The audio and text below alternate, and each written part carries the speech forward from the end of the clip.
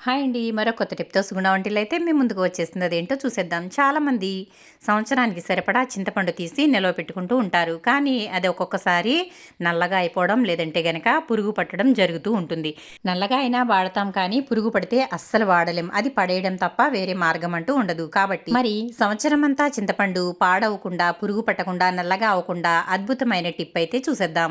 చింతపండుని తీసుకున్న తర్వాత ఇదిగోండి ఈ విధంగా చక్కగా ఇలా విడదీసేసి ఒక డబ్బాలో అయితే వేసుకోవాలి. ఆ తర్వాత కల్లు ఉప్పు ఉంటుంది కదండి, రాళ్ళ ఉప్పు, క్రిస్టల్ ఉప్పు అని కూడా అంటారు.